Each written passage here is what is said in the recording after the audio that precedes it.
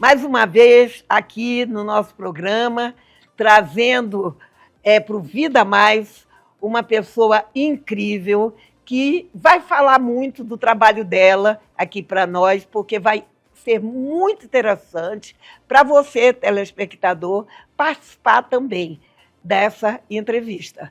Nós estamos aqui com a psicóloga Tiara Fernandes. Vai, Tiara, tá tudo bem? Obrigada, vovó Vicky. Estou muito feliz de estar aqui com você, principalmente porque eu já conheço um pouquinho da sua trajetória, da sua história. É muito especial poder dividir, né, esse espaço com você. Eu já fui entrevistada aí pela Tiara e pela Carol no programa Praga de Mãe, um programa incrível. Vocês têm que seguir o Praga de Mãe, é um programa excelente, vai nos ensinar muito sobre ser mãe. E, Tiara, eu quero que você fale agora do seu trabalho, do que você vem fazendo, né, em prol das crianças, porque eu sei que você tem um trabalho incrível com adolescentes, e com os adolescentes e com crianças também. Então, eu gostaria muito que você falasse. Você tem um livro, que eu acho que nós vamos falar bastante sobre esse livro, né, que é o Ensina-me a Ser Mãe, né, que eu achei muito interessante, estou doida para ler. Né? Pensei que hoje você ia trazer um para mim, não vai? Pois é, dona Vicky, está aqui, tá aqui o livro. Pronto, eu acho que a Carol deve ter guardado, né? Tem um livro aqui. Gostaria muito de ler, porque, como você sabe, eu trabalho com a Vida Positiva, que é uma instituição que assiste crianças e jovens com HIV, e eu acho que é importantíssimo eu conhecer mais e mais sobre a infância, sobre a adolescência, e creio que o seu livro traz tudo isso para nos ensinar. Com certeza. O Ensina-me a Ser Mãe, eu sou mãe de 2 crianças, do Matheus e da Laís. O Matheus tem 8 anos, a Laís tem 2. Então, assim, são fases de desenvolvimento um pouco distintas. O Matheus passou da primeira infância, a Laís ainda está na primeira infância, que é essa fase, essa primeira infância, né? Do 0 até os 6 anos completos, 7 anos, né? A gente fala que é a primeira infância, que é quando a criança adquire todas essas capacidades, essas habilidades cognitivas. Ela tem um cérebro que absorve muita informação, né? Que funciona ali a todo vapor. E por isso que a gente fala da importância, né? Dessa primeira infância ser uma primeira infância mais positiva. Porque a gente sabe que traumas deixam marcas no nosso corpo, no nosso cérebro e na nossa alma. E por trazer isso, né, quando a gente pensou no Praga de Mãe, era também nisso, né, numa questão da gente ver essa transgeracionalidade, como que as coisas se perpetuam de pais para filhos e como as nossas crenças também se perpetuam de pais para filhos. E como que a gente pode, às vezes, parar esse trauma, né? A gente não repetir situações disfuncionais, comportamentos disfuncionais e como que a gente pode trazer isso para a criança.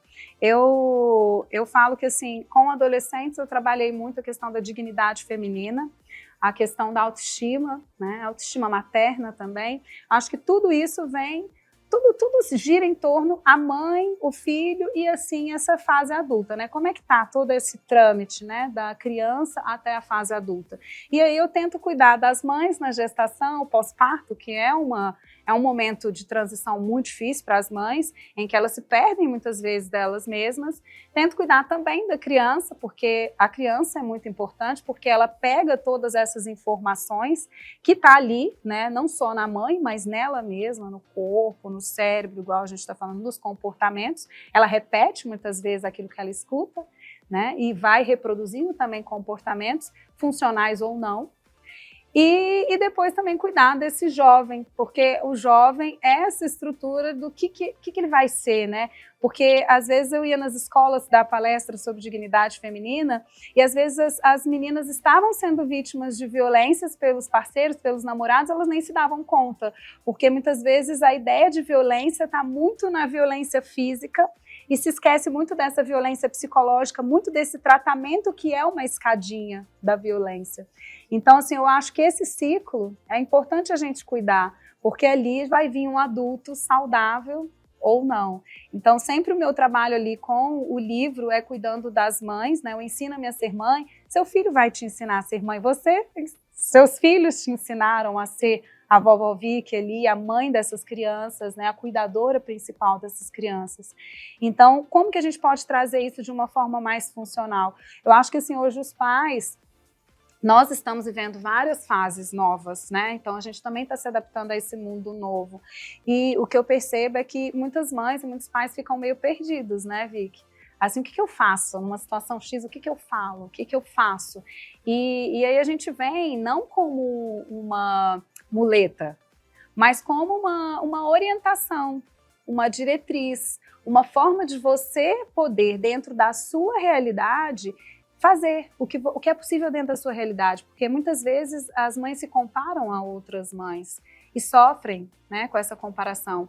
Pessoas se comparam a outras pessoas e sofrem pela comparação. Então, como que a gente pode ser único e ser feliz sendo único, não sendo perfeito mesmo e vivendo uma vida mais saudável?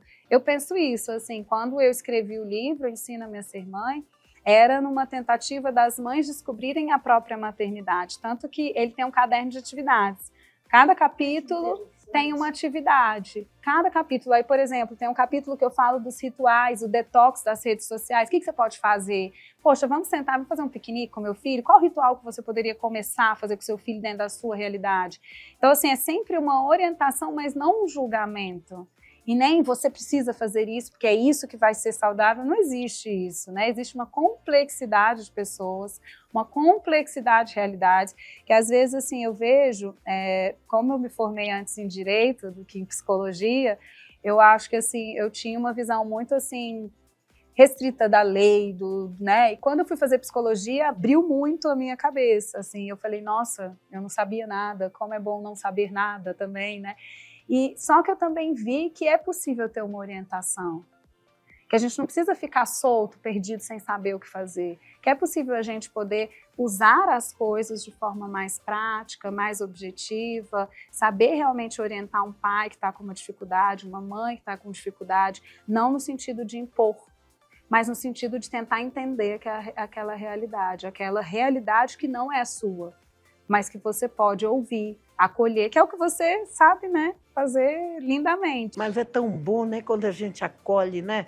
Eu acho que não é só bom para a pessoa que está ali sendo acolhida, como também para a gente. A gente cresce muito como pessoa no atendimento, né, a essas pessoas, principalmente as pessoas de baixa renda, porque elas têm muita dificuldade de entender muitas coisas, né? Então, assim, eu imagino uma família, né, de baixa renda tem famílias que têm 6 filhos, né? Eu tenho uma pessoa que nós atendemos e ela é mãe de 6 filhos. Então, assim, ela tem nova, 32 anos, né? E eu fico imaginando como é que é a vida dela no dia a dia, né? Como é difícil para ela lidar com isso tudo e com pouco conhecimento, né? Sem saber tantas coisas que a gente descobre, né? Depois que se estuda, depois que você vai buscar outros caminhos, você começa a entender melhor e ter mais sabedoria, né? Para lidar com os filhos. Mas é muito interessante, a gente está falando muito de sexualidade, e gostaria que você falasse sobre sexualidade. Sim. Porque todo mundo já entende sexualidade, que é uma relação sexual, e a gente sabe que não tem nada a ver com isso. Sim, sim. Eu gostaria que você explicasse para o nosso tempo. Eu acho isso muito importante, sabe? A questão da sexualidade. Às vezes as pessoas me perguntam assim, que às vezes as mães, os filhos perguntam alguma coisa, elas falam, mas eu falo? O que eu falo, né? O que eu respondo para a criança? Ah, nasceu por onde, mamãe? Como é que eu nasci? Como é que eu vim? Então, assim, e eu sempre falo, gente, eu sou a favor da verdade. Mas a verdade dentro do grau de entendimento de cada criança e dentro do seu grau de entendimento de como você vai explicar isso para a criança.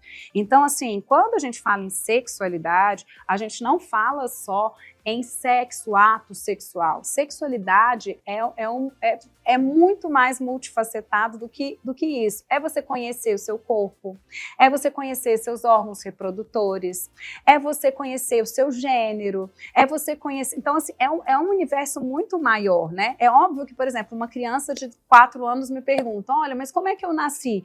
Eu não vou explicar a teoria do Freud inteira para ela sobre sexualidade, o que é sexo. Então, assim, sempre dentro do grau de entendimento da criança e dentro do que você também consegue, porque muitas vezes a gente quer exigir que os outros falem de uma forma fácil, quando para eles não foi fácil. Então a gente tem que entender que ali às vezes tem várias crenças. Como que você foi criada? Sua mãe falava com você sobre sexualidade? Você conhece sobre a sua sexualidade?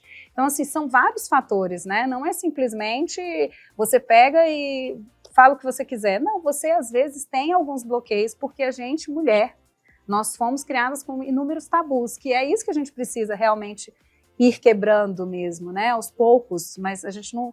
Eu brinco que eu não saio dando tapa em ninguém, a gente sai subindo escada.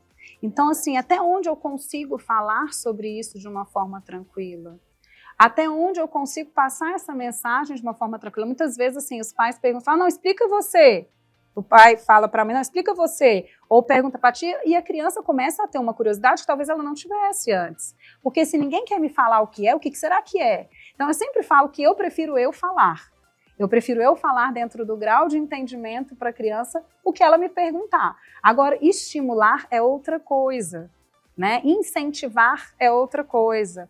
Agora, esclarecer é necessário. Esclarecer sobre a sexualidade, sobre os órgãos sexuais, sobre o seu próprio corpo. Isso eu acredito que sim. A criança, se ela te demanda essas perguntas, você precisa respondê-las. E se você não sabe como respondê-las, procure responder dentro do grau de entendimento dessa criança, dentro do seu grau de entendimento. Mas sempre não... Eu falo que assim, a gente tem que evitar a distorção das coisas, evitar o falseamento.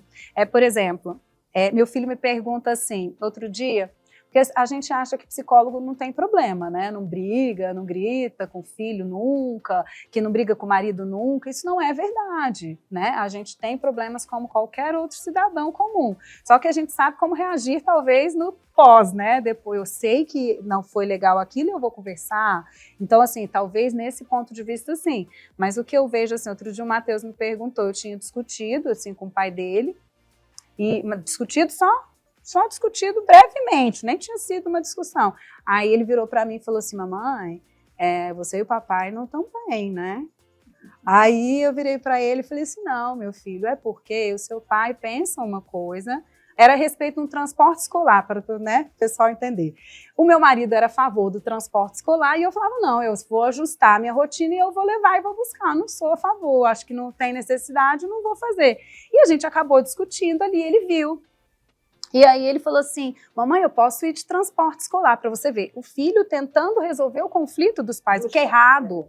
Como isso acontece? Então, assim, quando eu vejo isso acontecendo, aí eu falei, filho, não é você que precisa. Eu e seu pai pensamos diferentes, eu amo seu pai, mas a gente não precisa pensar igual.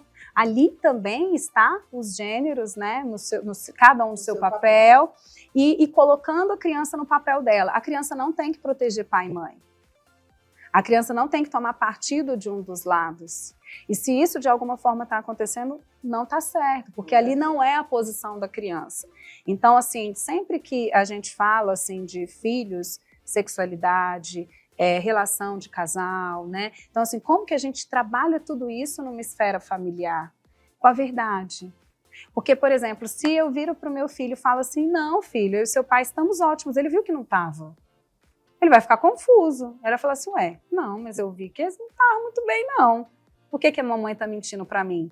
Então, se eu começo a achar que essa relação é mentirosa, é falseada, eu começo a não entender o que eu sinto, o que eu vejo. E eu começo a não ter confiança, me sentir mais inseguro nesse lar. Então, eu sempre trabalho com a verdade nos relacionamentos dos pais e na sexualidade também, porque a sexualidade não tem que ser um tabu, porque a sexualidade não é ato sexual. Sexualidade é uma complexidade, assim. A sexualidade é uma energia em volta da libido que pode ser de N coisas, né? É o que eu falei. Você conhece seu corpo? A criança pergunta alguma coisa, você responde? Ou você evita? É desconfortável sempre falar? Porque se for sempre desconfortável, a criança vai gerar essa curiosidade um pouco maior. E aí vai ser através de você, ou vai ser através da internet, vai ser através dos colegas, vai ser... Eu sempre prefiro que seja através de mim. Porque se a pergunta chegou até mim sobre algo da sexualidade, eu respondo.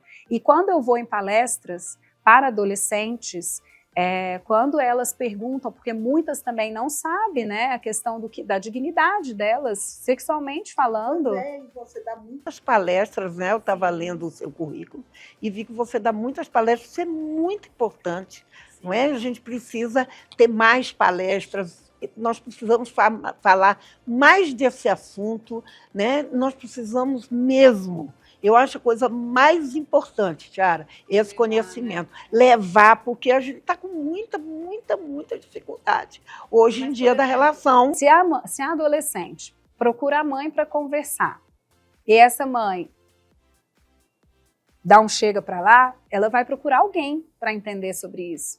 Às vezes o próprio parceiro.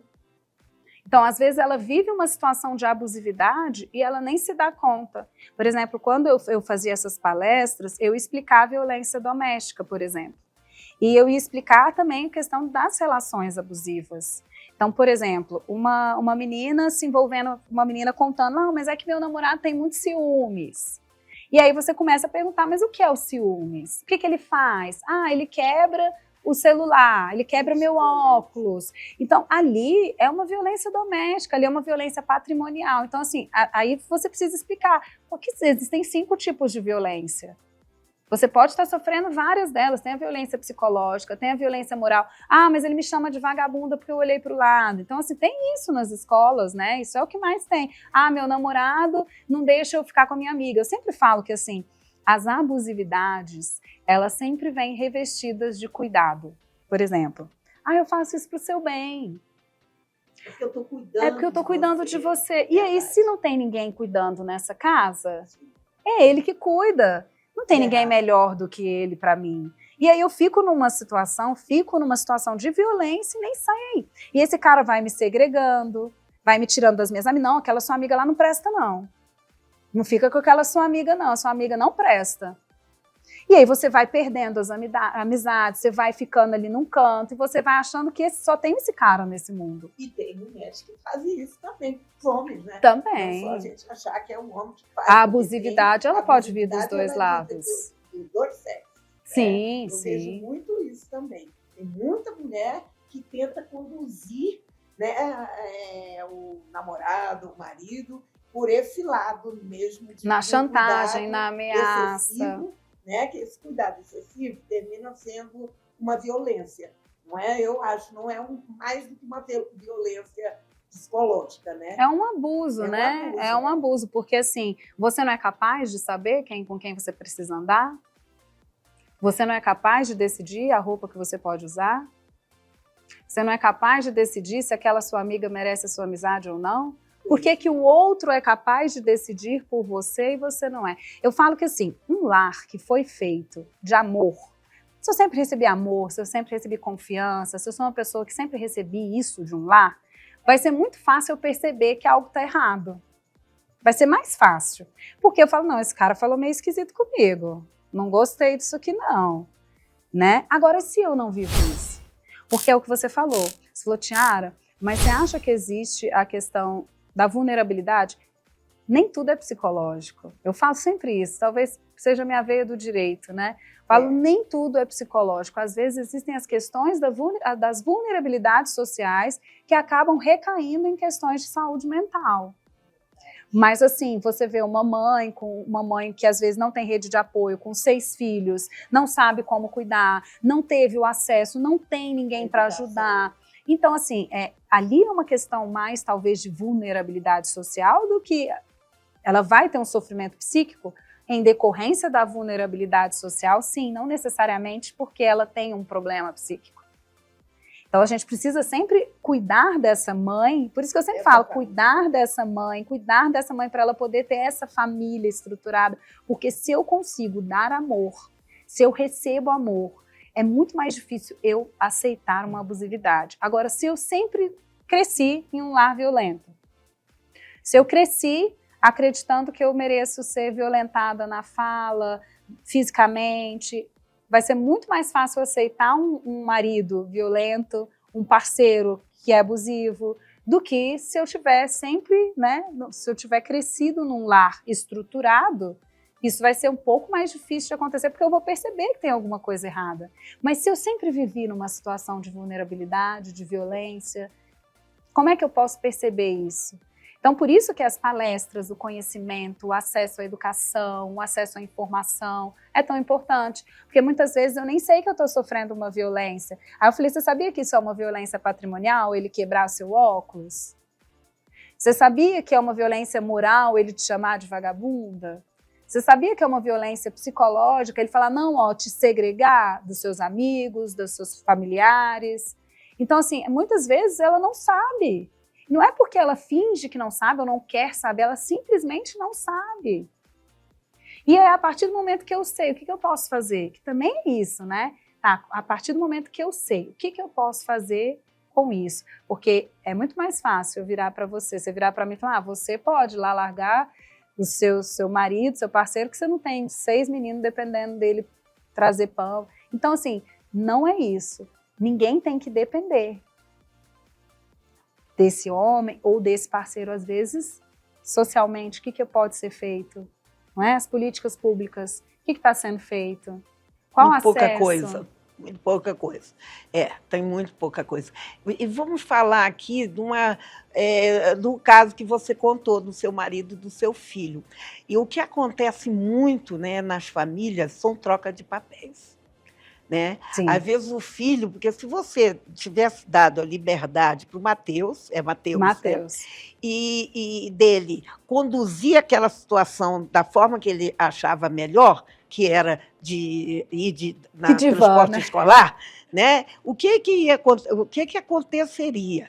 Ele está trocando o papel, ele está indo para o lugar do pai. Exatamente. E isso, os chineses, a filosofia chinesa, falam muito sobre essa troca de papéis. E essa troca de papéis, ela é o que torna uma família disfuncional. Completamente, concordo, né? Assim, concordo.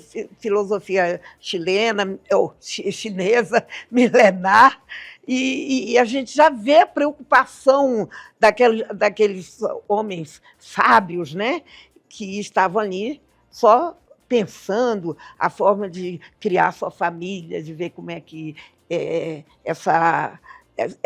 esse papel de cada um é importante dentro da família.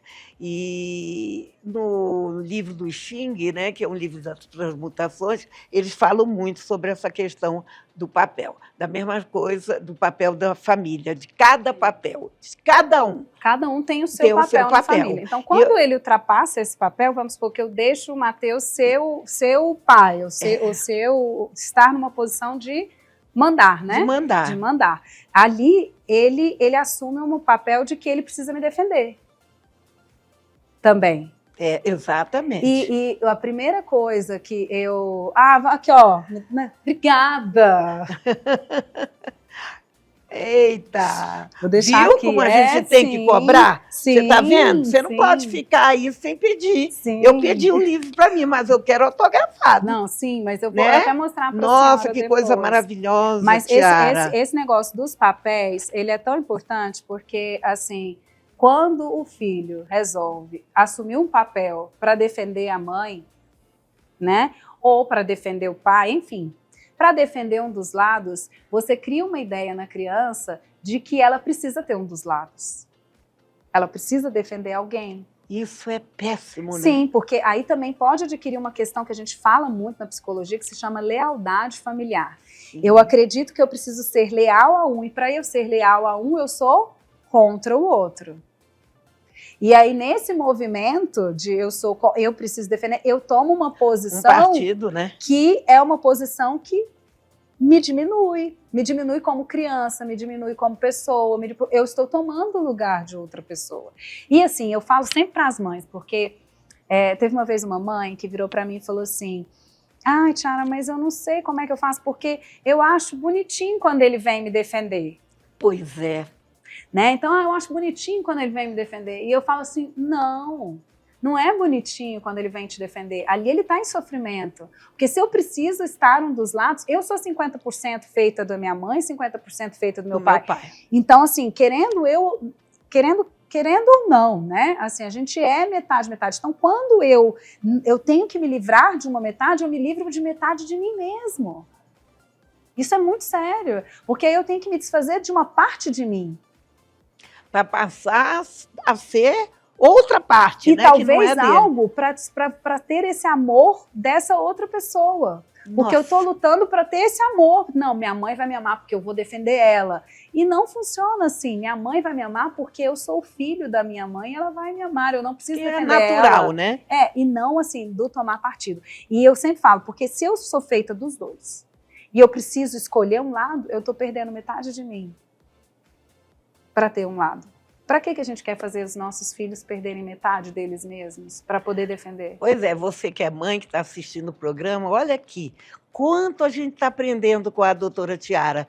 É assim, nós estamos realmente precisando de aprender a ser mãe, né? Para que a gente tenha um lar estruturado, para que a gente tenha uma família amada, que todos possam se amar, que todos possam se respeitar, porque nós precisamos que a família seja forte. Ela precisa ser forte. Para ser forte, os papéis têm que estar definidos e também que o amor venha sempre ser o vencedor disso tudo, né? Porque quando você ama, você respeita também, né? Você passa a respeitar. Eu sou assim, a partir da hora que eu amo, eu começo a entender o outro, né? E respeitá-lo, porque eu fico sempre no lugar do outro, pensando não na questão do papel, mas na questão do outro, como estar passando por aquilo, né? Vivendo aquilo. Isso te ensina muito também, com certeza, porque você vai se alinhando de uma forma ou de outra para ser uma pessoa melhor. Né? Então, isso é muito importante, as mamães que estão aí escutando, como respeitar isso, porque, às vezes, por uma carência excessiva dessa mãe, por ter tido uma família sem amor, ela vai precisar de um protetor. Você sabe que a gente sempre fala... Exatamente. Às vezes, a gente usa os filhos como substituição afetiva, de afeto. Né? A gente não usar, mas a gente pega esse filho. O quanto de amor a gente recebe dos nossos filhos? É muito amor que a gente recebe dos nossos filhos. Ah, verdade. Então, você acaba se afastando daquele outro que não te dá esse amor e você transforma o filho como se fosse aquele substituto afetivo mesmo. E isso é péssimo para a criança. Ela tem que receber muito amor, mas não porque ela está substituindo algo que te falta. Porque ela merece receber amor. Sim, e não para ela te muito. dar, né? Assim, às vezes fala assim, não, mas eu tô tendo um filho para ele cuidar de mim depois. Não, gente. O filho, ele é uma pessoa indiferente de você. Ele é uma pessoa que você está mostrando seus valores, transferindo conhecimento, mas ele é uma pessoa. Ele não é a sua continuidade. Eu sempre falo isso para os pais, para as mães. Filhos não são nossas continuidades de ter que fazer o que a gente fez. Eles vêm da gente, mas através do mundo. É Deus, é o universo, enfim. Não é a gente que vai pegar o filho e vai transformar esse filho no que a gente desejava ser. Porque isso acontece muito, né? Então, eu transformo meu filho no que... eu queria ter feito balé. É uma escolha de profissão. Exatamente. Transfiro tudo aquilo que eu não tive para minha criança. E aí, aquela criança, ela já fica ali com uma malinha, né? Ela vai sem uma escolha, né? Porque ela está carregando tudo que os outros esperam. Isso é terrível. E a gente faz isso mesmo, viu? Muito. Isso no dia a dia a gente faz.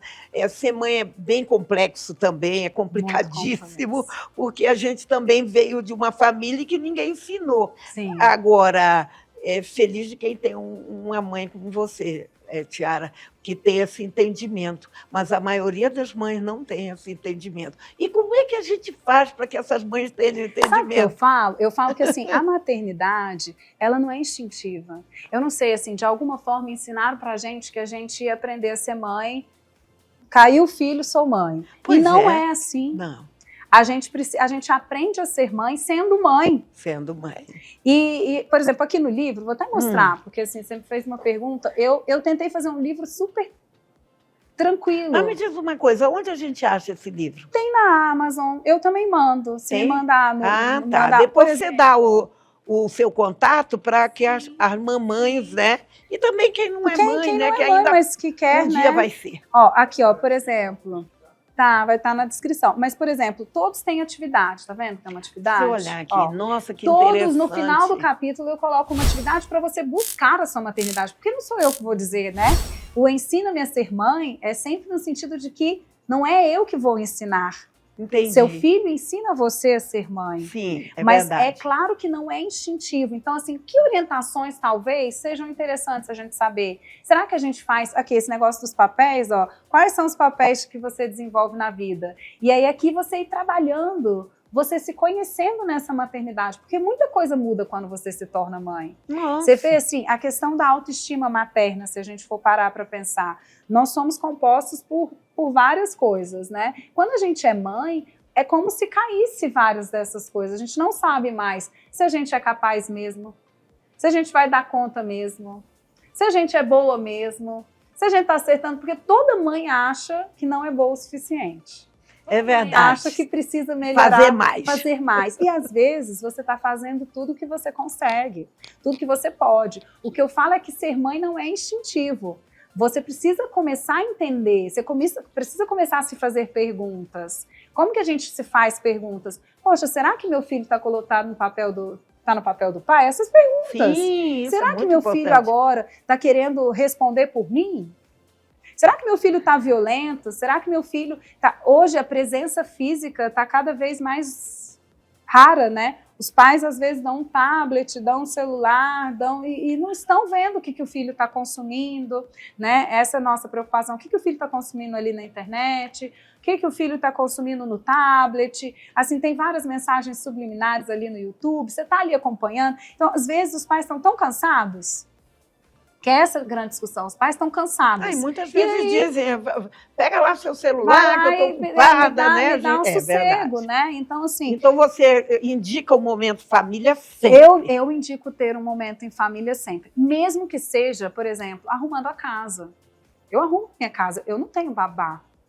Né? Eu fico com os meus filhos vão da escola, eu pego, busco e vou para casa. Você conseguiu uma maneira de estar mais perto deles, trabalhando no horário oposto para levá-los para a escola. Porque essa presença, gente, da mãe é super importante. A criança se sente acolhida, amada, sabe que a mamãe está ali largando tudo para levá-la, não condenando quem tenha transporte escolar. Porque muitas vezes você não consegue... Foi o que eu falei, eu conseguia, a minha discussão era que eu conseguia administrar se eu fizesse uma outra forma. E aí a minha discussão com meu marido, não, você não pode, então eu vou dar um jeito de poder, porque eu não quero essa alternativa. Mas poderia ser uma alternativa? Poderia. Poderia ser uma alternativa se eu não encontrasse outra. Certo, e tudo bem, verdade. E por isso que eu falo, cada família vai ter a sua realidade. Às vezes a mãe precisa trabalhar em tempo integral. E vai ter que deixar essa criança em tempo integral. E quando essa criança chega, essa mãe está exausta, porque ficou 2 horas no ônibus, 2 horas para ir, 2 horas para voltar, foi pegar. Então, a mãe também está exausta. Então, assim, como que a gente pode transformar as redes para ajudar? E, assim, eu falo em redes, às vezes a pessoa não tem família aqui. Eu tinha minha vizinha. Minha vizinha me ajudou quando nasceu a minha filha, a Laís, e o Matheus estava em férias escolares. E eu com a Laís pequenininha, e eu só tenho a minha mãe, né? E minha mãe já tem 74 anos. Então, assim, eu precisava de outras ajudas. E aí a minha vizinha chegou para mim e falou, Tiara, tá férias escolares, se você quiser deixar aqui com a Alice, que era uma amiguinha dele, eles podem ficar brincando e tudo. Então, assim, a gente também tem algumas redes para apoiar essas mães. Né? Porque a gente também não consegue fazer tudo sozinha. Eu falo que é enlouquecedor para uma mãe estar sozinha. Sim, também tem uma obrigação ali, se é casada, então, com o marido, que demanda também, principalmente quando os filhos nascem. Eu não sei o que acontece, eu não sei o que acontece. Ciúme, mas aí que eles demandam, né? Mas eu acho que ali o parceiro, que você tem que botar o parceiro para... Eu sempre falo, assim, uma das coisas que eu fazia quando eu fazia pré-natal psicológico era colocar o parceiro na terapia. Eu chamava o marido e falava assim, não, vamos sentar aqui, marido, esposa, vamos montar aqui, o que você pensa, no que você vai fazer com essa criança, o que você vai conseguir auxiliar essa mãe? Porque não é ajuda, pai é responsável, como a mãe é responsável. Sim, né? Então tem gente que diz, porque o meu marido me ajuda. Não ajuda. Não, ele faz a parte dele, a responsabilidade dele, eu concordo. Exatamente. Então, assim, eu acho que tem que colocar esses homens também uma noção maior dessa responsabilidade. Muitas vezes as mulheres tiram também algumas responsabilidades. Às vezes a mulher se coloca numa posição, eu sou forte, eu dou conta, eu consigo. Não, e dizendo também, porque eu acho que uma coisa que tira, que desestimula, é você, o marido às vezes quer ir para a cozinha, fazer alguma coisa, né? E a gente sabe, né? Aqui entre nós que a gente deixa um monte de louça, né? Para a gente lavar e tudo. Mas eu acho que a gente tem que estimular, porque é tão bom uma comidinha do marido, sim, não é? Sim. E também participar, aquilo é importante para aquela criança que está vendo. Arrumar a casa, né? Tudo. Aquela criança está vendo e ele vai ser um parceiro muito bom para a esposa dele. Sim. Os meus filhos todos ajudam, sim, as parceiras dele. É o que eu falo, às vezes a pessoa fala assim, não, dou um celular para ficar ali para poder fazer comida. Pois é. Eu não faço isso, eu faço comida com eles. Eu falo, Laís, pega lá, vai lá na dispensa, abre a porta, ela sobe em cima do negócio e vai fazendo comigo. E ele também, ele vai lavando a louça. Então, olha, assim, eu vou colocando eles também para me ajudar nessa organização da casa. E eu sempre falo, nós somos uma equipe.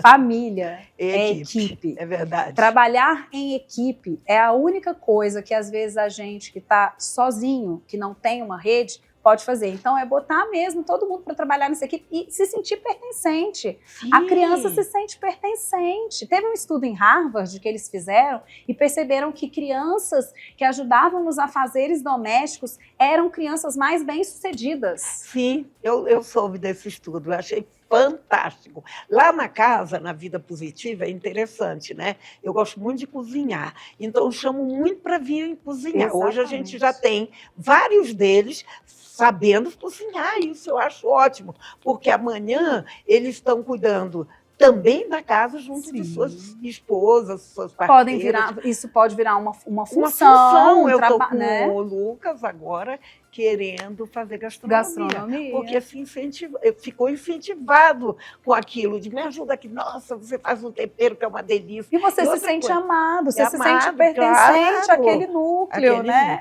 E isso fortalece as crianças. Então, às vezes, o que a gente fala, mas faz muita bagunça. Eu falo que é melhor a bagunça de hoje do que o filho. Drogas, alcoolismo, violências, enfim. Eu acho que é melhor a gente trazer para a gente do que a gente afastar da gente. Porque em algum momento que eles estiverem muito afastados, a gente não consegue vê-los novamente. Aí eles vão estar, os adolescentes, nos quartos, enfiados em videogames, sem parar, e não pertencentes a esse seio familiar. E agora, desculpe interromper, mas agora nós temos um perigo terrível. Não sei se você sabe, agora tem apostas, né? No celular, jogos com dinheiro, entendeu? E virando um vício, porque quando você começa a jogar no dinheiro, com o dinheiro, né? O que você quer? Você quer ganhar sempre, então você não para, porque você ali ganhou uma vez, só que você vai perder 10.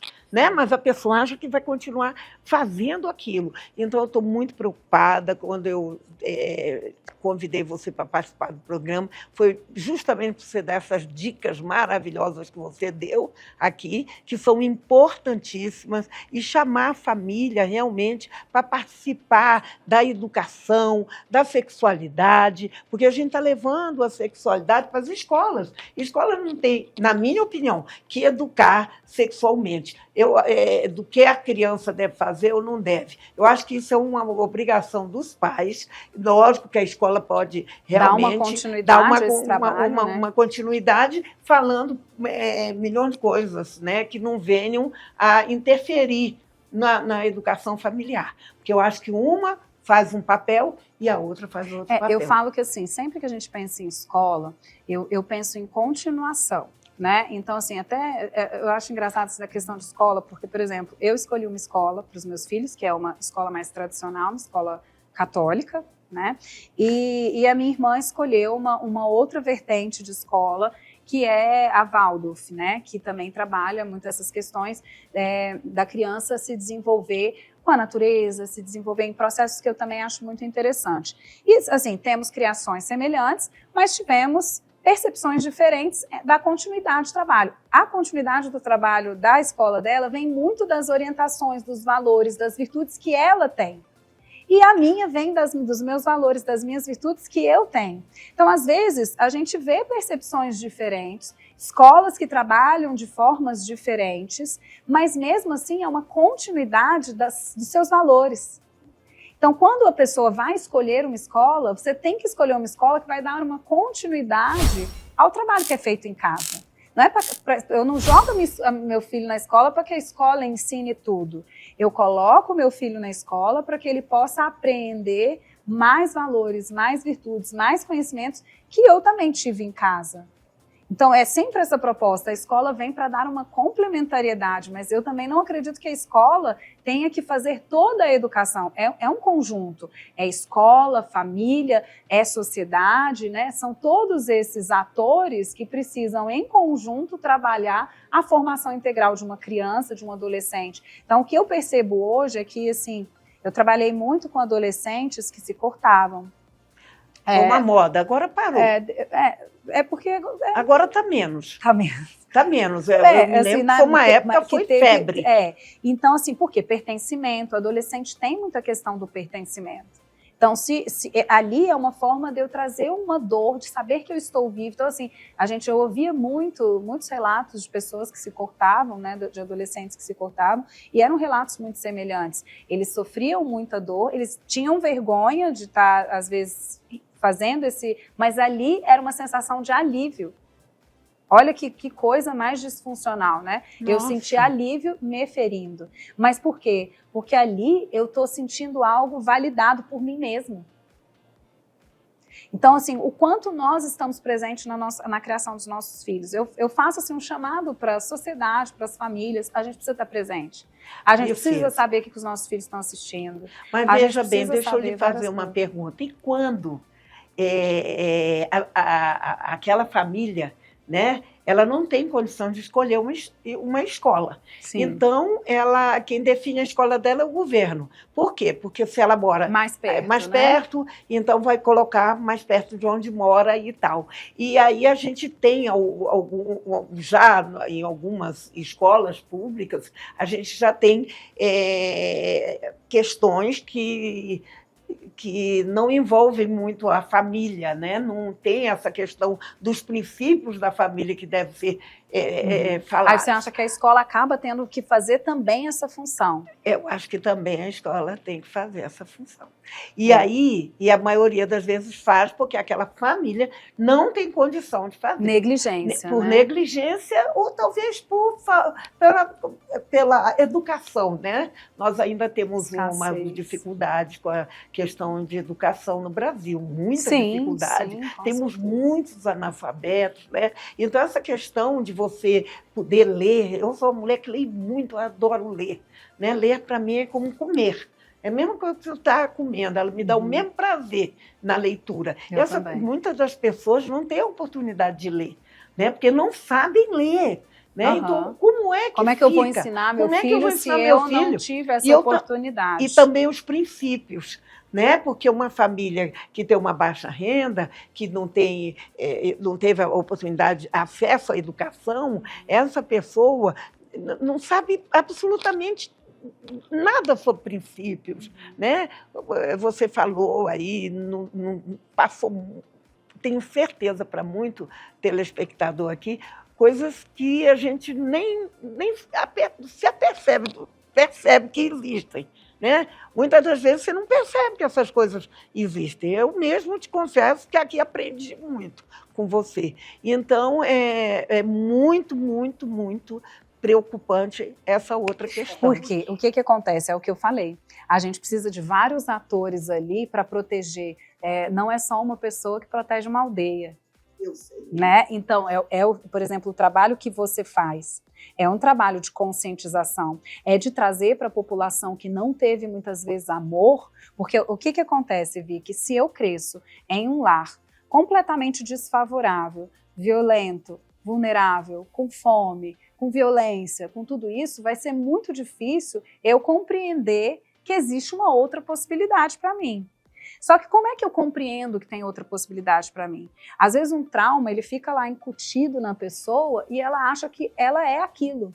Ela não consegue nem ver o que ela tem de bom. Ela só consegue ver o que ela tem de ruim. Uma vez eu entrevistei uma pessoa que inclusive morava no lixão, comia lixo, enfim. E eu cuidei dessa pessoa, graças a Deus cuidei dessa pessoa até ela hoje está muito bem, mas ela chegou para mim se cortando, ela chegou para mim pai alcoólatra, pai assassinado, fome, todas as vulnerabilidades sociais que poderia acontecer com essa pessoa, aconteceu com ela, né? Violências físicas, violências sexuais, e aí você fala assim, e como que ela saiu dessa? Ela chegou para mim, eu fiz uma pergunta para ela, eu nunca esqueci, e ela até assim, ela já deu um depoimento, então isso que eu tô falando para vocês, ela já falou, né, ela fez questão de fazer um depoimento para mim, lindo, maravilhoso, e ela chegou para mim, no primeiro dia que eu tive contato com ela, socialmente, né, eu prestava ajuda social, e aí ela virou para mim e falou assim, Tiara, eu não vejo, assim, nada de bom em mim. Aí eu virei e falei assim, mas você não consegue ver nada de bom em você? Me fala uma qualidade sua, uma coisa boa que você tem. E aí ela falou assim, eu não consigo ver nada de bom em mim. E aí eu falei, eu consigo ver algo de bom em você. Aí ela falou, o que você vê? Então, se todo mundo quer ser visto, todo mundo quer ser amado. E aí eu virei para ela e falei o que eu via de verdade, porque eu não minto. Assim, eu só falo o que eu sinto para qualquer pessoa.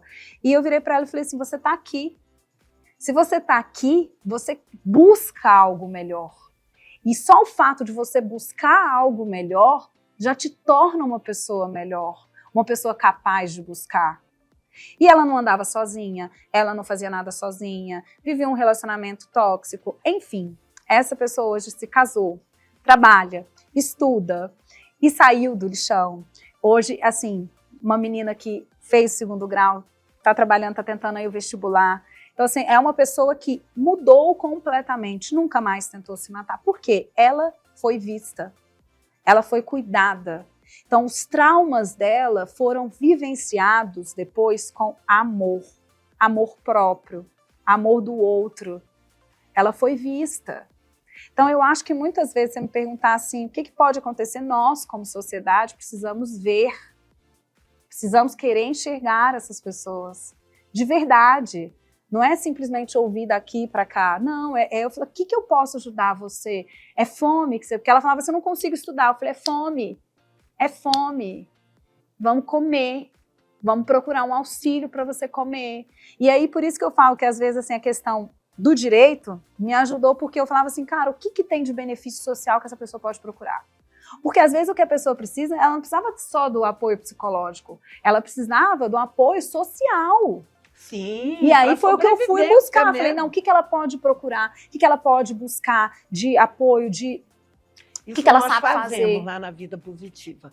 Graças a Deus. A nossa assistente social, a Laís, ela tem um papel fundamental na nossa instituição, que é esse de buscar o que a pessoa tem para que ela possa se estruturar, que a família possa se estruturar. Porque às vezes a pessoa está falando ali para você, eu vi que ali aquela menina estava me pedindo uma ajuda, ali não era uma ajuda psicológica, ela estava com fome. Então a gente tem que saber quais são as vulnerabilidades sociais e saber diferenciar o que é psicológico porque vem de uma falta social e do que realmente é só psicológico. Pois é, mas vamos voltar ao assunto rapidinho, né? Para que a nossa entrevista acabe, sobre a questão da escolha da escola, que você teve essa oportunidade, e aqueles que não têm, o que não tem. Mas, por exemplo, se você colocou numa escola, e ali você percebe que aqueles valores estão muito diferentes, porque assim, até eu achar a escola que hoje meus filhos estavam, eu troquei. Sim, imagina. Então, assim, às vezes, uma escola é mais perto, mas às vezes tem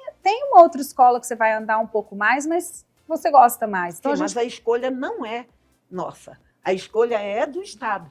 Mas, por exemplo, quando é escola... Aí você tenta outra, mas você não consegue, é muito difícil. Você não pode. Não pode. Isso nós temos essa dificuldade. E é isso que eu queria falar com você. Muitas das então, vezes, como que a gente estrutura? Porque, por exemplo, não tem escolha. A gente precisa saber, assim, quais são as minhas escolhas. Sim. Porque, assim, a gente tem que ser prático também nas escolhas que a gente pensa também, né? Então, por exemplo, não, eu só posso botar nessa escola. Eu não gosto tanto dessa escola, mas vai ser essa escola. Eu preciso mostrar muitos valores mais em casa. Ai, que bom, que bom. Porque assim, se eu não conto com essa colaboração lá, eu preciso intensificar aqui. Tá, mas se você, dentro de casa, né, tem uma família disfuncional, não consegue fazer isso, o que a gente faz? Mas o que a gente faz como sociedade ou como família? Porque, por exemplo, essa família, Como família. ela nem percebe muitas vezes que ela é disfuncional. Então, a primeira coisa que essa família precisa saber, será que a nossa família está bem? Nossa família está funcionando. Primeiro, nós perceber. fazemos isso? Veja bem, a minha ideia aqui, as perguntas estão surgindo, é no intuito da gente ajudar as pessoas que estão lá. Porque essa sociedade de baixa renda, que não tem acesso a nada, que não tem acesso à educação, à cultura, a nada, está entendendo? A gente possa ajudar. O que é que a gente faz? Porque eu morro de preocupação de ver hoje os jovens quase... Meu Deus, nós temos... A maioria dos jovens fuma maconha, a maioria dos jovens não querem estudar, álcool. Tem uma evasão aí grande da escolar. Então, essas coisas me preocupam. Políticas públicas também a gente não tem suficiente, quase nada, né, para poder ajudar essa família. Muitas vezes, Vicky, eu falo assim, às vezes a gente quer muito ajudar, mas nem todas as situações a gente é possível ajudar. Eu falo como? Se eu não tenho essa percepção de que esse lar é disfuncional, se eu vivo, vamos supor, um marido, uma esposa e filhos que estão só sobrevivendo, sim, né? Que a maior parte do país, sim, a maioria dos brasileiros é então, assim. Eu não vou ter essa dimensão de tomar este conhecimento por mim. Como que eu posso fazer? Aí eu acho que vem para a questão realmente social. Porque se essa família não toma consciência de que ali há uma disfuncionalidade, ela nem consegue mudar. Porque como é que eu vou mudar algo que eu nem vejo que está ruim? Então, eu vou de novo, porque todo programa eu faço o apelo para a sociedade, que as pessoas venham participar de instituições, colaborando, sendo voluntários, de qualquer forma. Você pode ser voluntário até e bater papo com crianças em instituições, com jovens, levar o seu trabalho. Nós temos tantos psicólogos aí. Eu sinto falta dessas pessoas estarem junto das instituições, ajudando. Nós, enquanto sociedade, não podemos fechar os olhos e nem ficar alheios aos problemas dos nossos irmãos, porque nós somos um todo. Por exemplo, nesse caso que você falou, essa menina que me procurou, né? Se você não ajudar, você perderia uma família. Ali, ela não tinha pai. Sim. Ela não tinha, a mãe, ela tinha um grave problema com a mãe. Não tinha a mãe a apoiando. A mãe achava que ela tinha que trabalhar e não estudar. E ela queria estudar para passar no vestibular. Então, assim, ela não tinha apoio.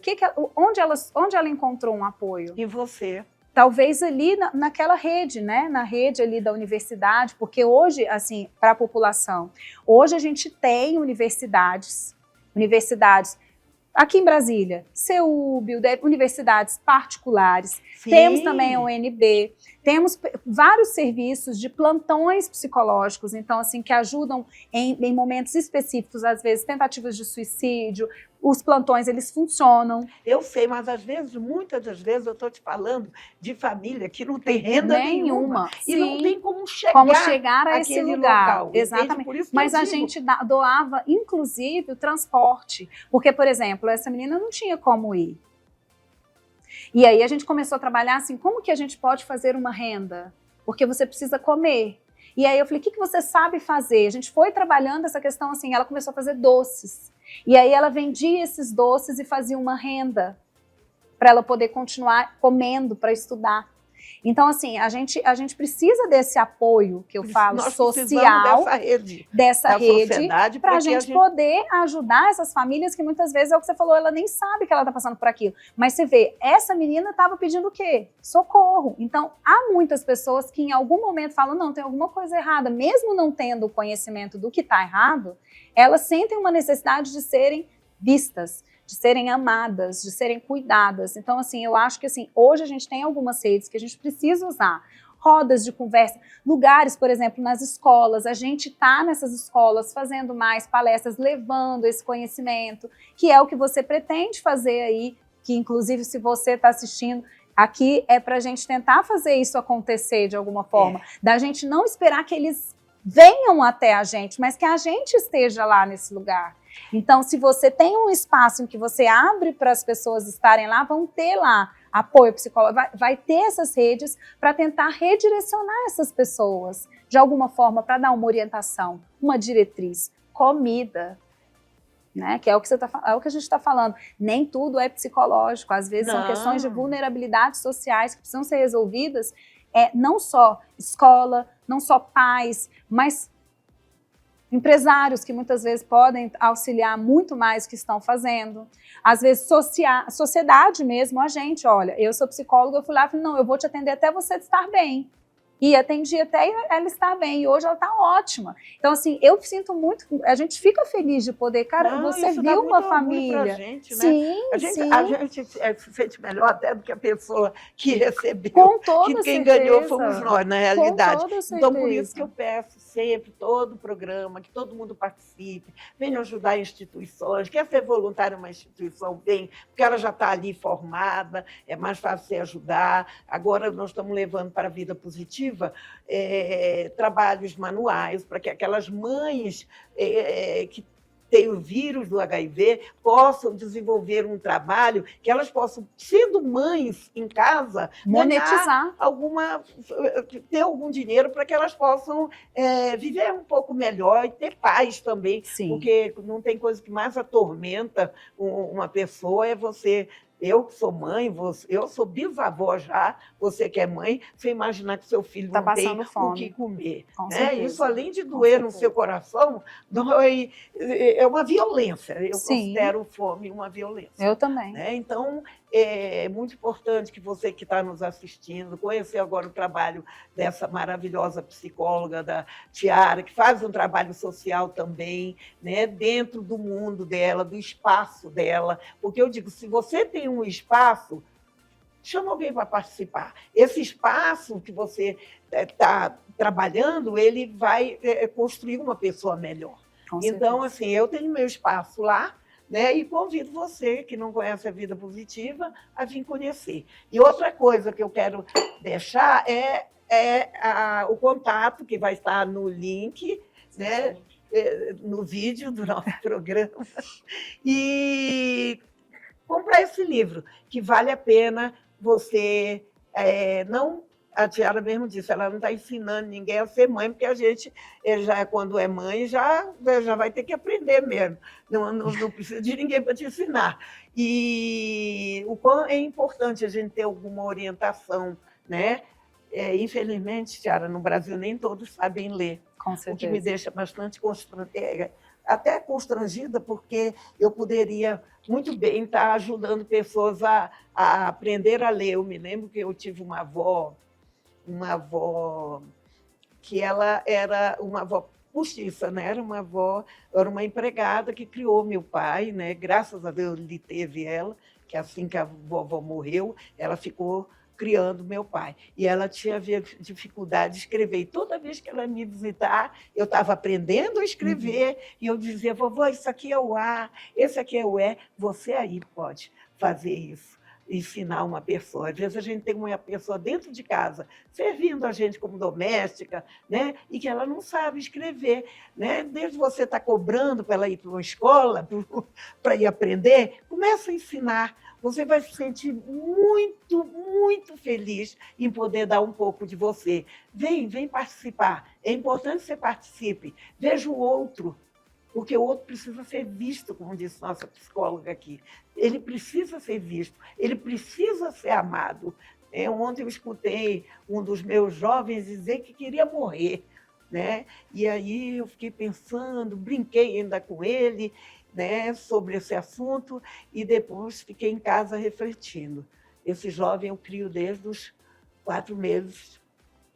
E imagino quantas vezes ele teve dor, mas a mãe dele estava no crack na rua e ele estava ali numa instituição. Por mais amor que eu dê, e que eu dou mesmo, e vocês sabem disso, meu trabalho é de amor, ele não teve um carinho da mãe na hora da dor.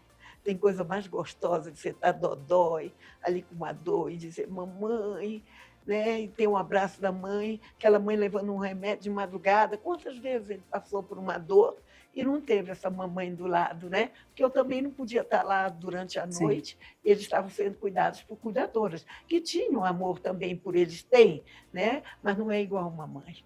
Né? É porque Então, é muito assim, abandono, é né? muito abandono. Eu, como vivi uma história de abandono, eu sei quanto dói o abandono. Então, eu te convido para participar, vir ajudar, vir lutar por essas pessoas que tiveram menos condições do que você, para ter um lar, para ter uma família, né, que possa estar ali sendo rede de apoio dele. Com certeza, né? é o que você falou, né? A gente estar lá, né?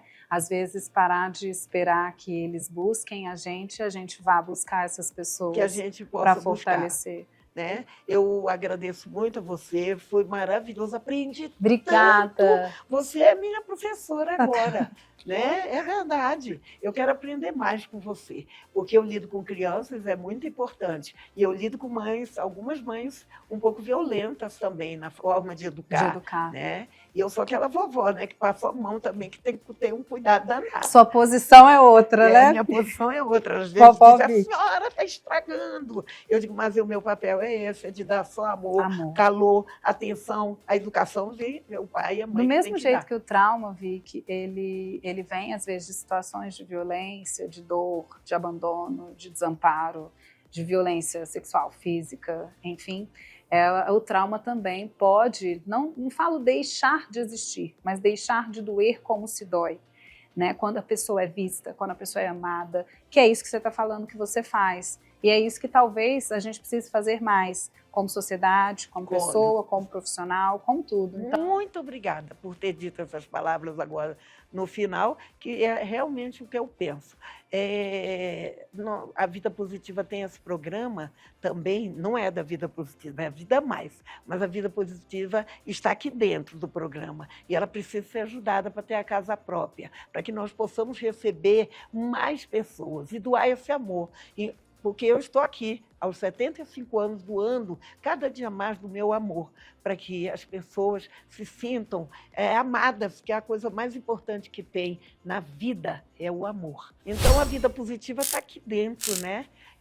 O programa envolve também a solidariedade, né? O programa tem muito a ver com solidariedade. É vida mais, é dar mais vida às pessoas, mais voz, né? Também. Né? E muito mais amor. Então, se você gosta desse programa, se você participa, se você tem amor aí no coração, vem nos ajudar até a casa própria. Você pode ver aqui embaixo, tem um QR Code, você pode estar fazendo uma doação para a Vida Positiva, ou você pode também nos visitar, ir lá, conhecer o nosso projeto, levar cestas básicas. Nós precisamos de você.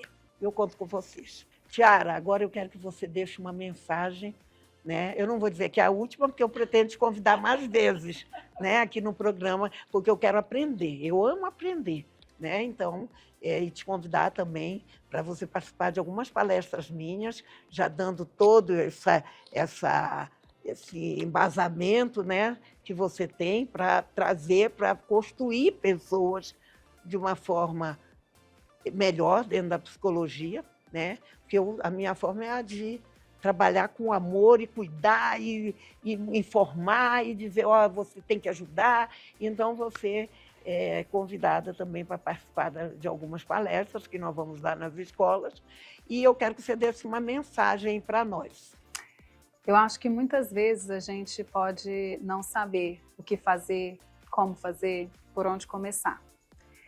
Mas eu acredito que esse programa, né, o Vida Mais, ele vem para trazer a vocês uma mensagem de amor, de solidariedade e de compreensão de que muitas vezes a gente não muda o nosso passado, a gente não muda as coisas que nos traumatizaram, mas a gente pode ressignificar isso com amor, com doação, com solidariedade. E você está tendo uma oportunidade de fazer isso aí. Eu espero que você consiga a casa própria, porque essas crianças precisam, nós precisamos, e como seres sociais, e que a gente tenha mais sororidade, né? Não só com as nossas outras mães, mas com as crianças, com as famílias. E que se você pode ajudar hoje, está esperando o quê? Muito obrigada por ter aceito o nosso convite, estou muito feliz em recebê-la. E até o próximo programa, quando nós vamos trazer outra pessoa incrível.